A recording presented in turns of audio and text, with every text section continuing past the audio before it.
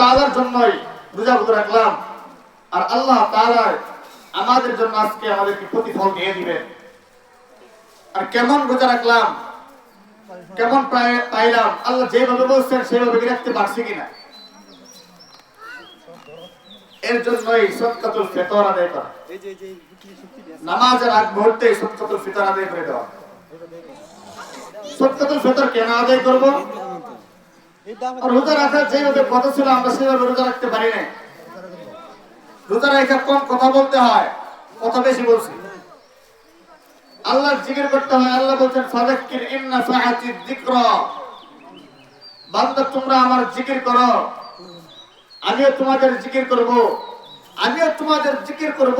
এই আয়াতের তাফসীরকারক লেখেন, আমরা যদি আল্লাহ তাআলার জিকির ছোট একটা মজলিসে করি, মায়াকা করি, আল্লাহ তাআলা এর চাইতে বড় ফেরেশতাদের মজলিস নিয়ে বসেন এবং বলেন অমুক বান্দা আমার নাম জপতেছে, তোমরাও তার জন্য দোয়া করো।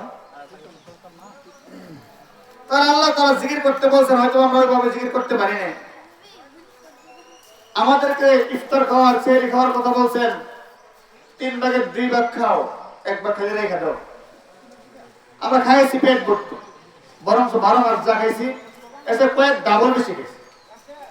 এই দিক দিয়ে আমাদের ত্রুটি হয়ে গেল না, ভুল হয়ে গেল না।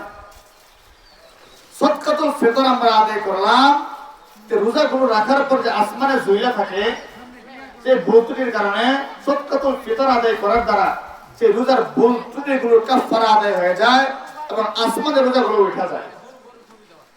সদকাতুল ফিতর আদায় করা আমাদের প্রয়োজন কিনা? যদি কারো বাকি থাকে তো নামাজের আগ মুহূর্তে দিয়ে শেষ করে দিবেন ইনশাআল্লাহ।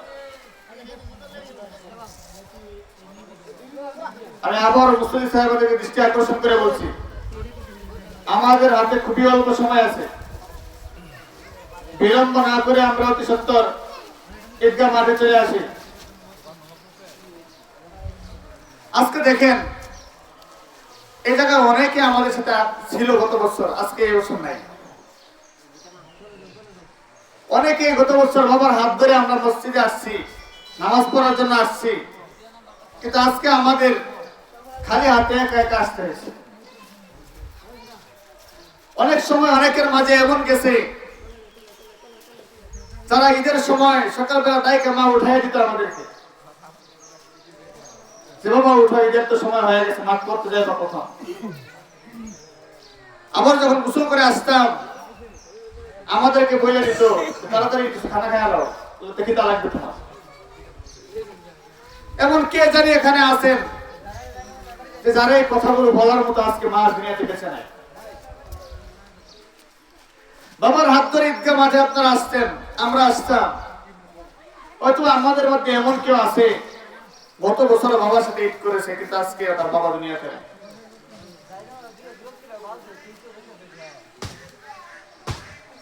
হয়তো জীবনে আমরা মা বাবাকে অনেক কষ্ট দিয়েছি, কেউ হয়তো ভুলভ্রান্তি আমরা করেছি।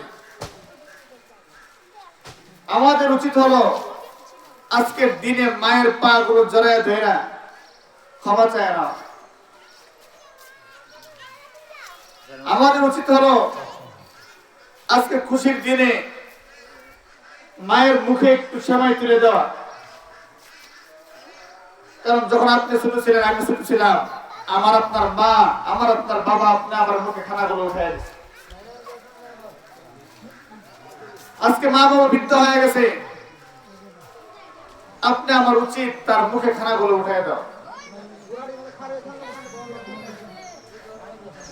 আপনি আমি সুন্দর পোশাক পরতে, সুন্দর একটু পোশাক পরতে পারি, সুন্দর করে একটু সাজতে পারি, সুন্দর একটু খাইতে পারি।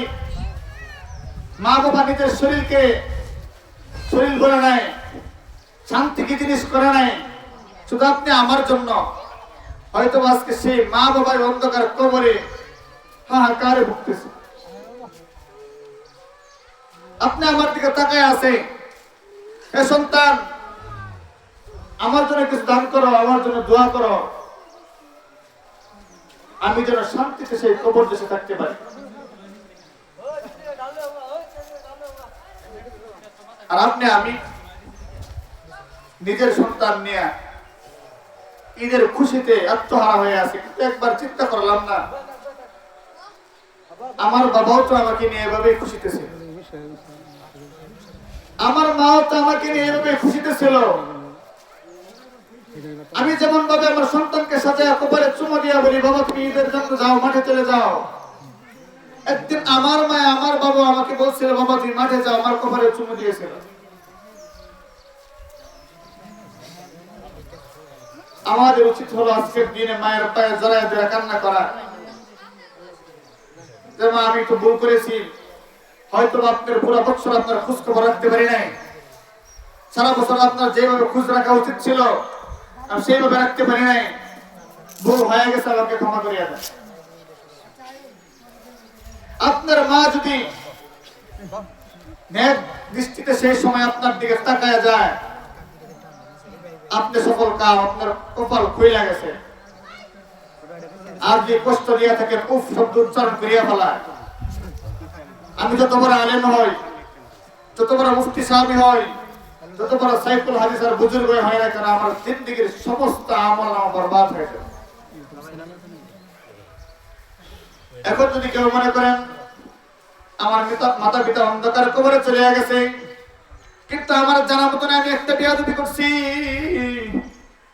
তাহলে আমার করণীয় কি? আপনি আমার করণীয় হলো মা বাবার কবরের পাশে দাঁড়াইয়া আল্লাহ তাআলার কাছে মুনাজাত করিয়া আল্লাহ তাআলার কাছে বলা, রব্বির হামহুমা কামা রাব্বায়ানি সগীরা, রব্বির হামহুমা কামা রাব্বায়ানি সগীরা। কারণ আপনি যেমন ভাবে আপনার সন্তানকে মহব্বত করেন, আপনার মা আপনার বাবা আপনাকে এইভাবে মহব্বত করছেন।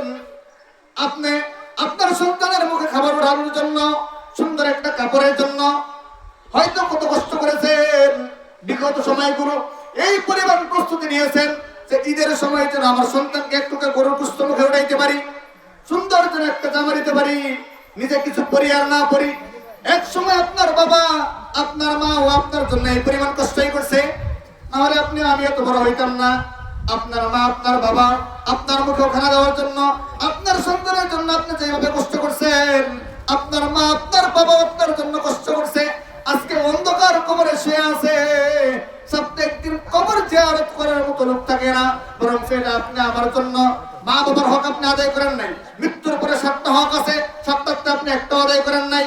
বরং আজকের দিনে মা বাবার কবরের পাশে দাঁড়াইয়া আপনি দোয়া করেন, আল্লাহ আমরা তো মা বাবার সাথে হকগুলো আদায় করতে পারি নাই, তোমার বান্দার হকগুলো পূর্ণাঙ্গভাবে আদায় করতে পারি নাই।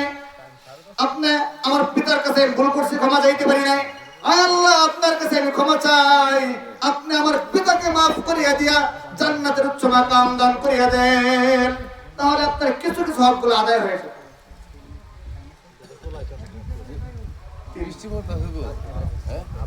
সম্মানিত মুসল্লি সাহেবান,